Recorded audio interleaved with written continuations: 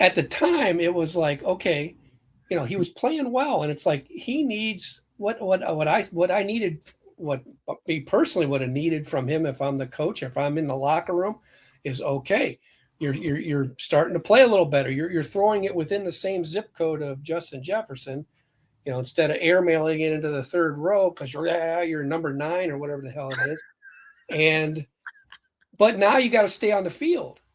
And when the explanation of was it the last game? I think might have been the last game where he takes himself out, and we're like, it just had such a here we go again. We're heading into the off season. Yep. Such a bad look, such a bad feel, such a bad, and sometimes quarterback play is all about the look, the leadership, and there's just no way, I think if I'm that, that certainly not in years ago, and maybe even a few years ago, would a quarterback have done that? You think of that situation. You think of guys hobbling around on broken ankles or broken thumbs or whatever. Carson Wentz.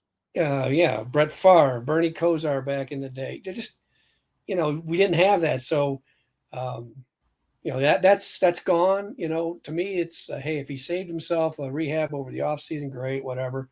But where I think there's a blind spot with JJ is that he sort of doesn't realize or doesn't accept that he's incredibly fragile, that he's incredibly not durable, and that hey, I played better last quarter of the season, but there were stretches you weren't available, and your team missed the playoffs. Mm-hmm. So there has to be a little bit of acknowledgement of I'm upward trajectory. It's just he's got to stay healthy, and. But you know as well. I mean, you're a longtime veteran of the job of the NFL. They're never going to come out and open up a vein. Certainly not at the OTA and say, "Yeah, I really sucked last year." I mean, I suppose it would be nice if he gave that quote. The media would love it, but they're all going to tell you the company line to a certain degree, and I think he has that propensity that he could. He's seems to me pretty emotional as opposed to Kyler Murray's chill.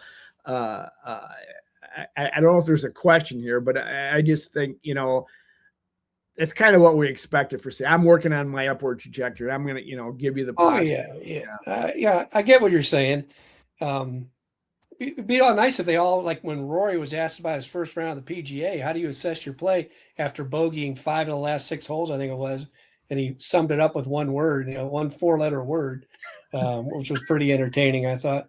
The thing with JJ, all the stuff that, his hyperness, his inaccuracy, all this stuff that, the fact that he doesn't seem to breathe when he's on the field, this can all be worked out.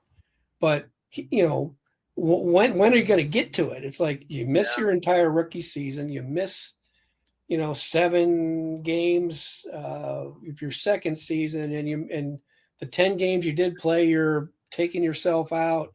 All the stuff that he does can be corrected and worked on, and there's something there to work with. But my goodness, you got to be there to do it.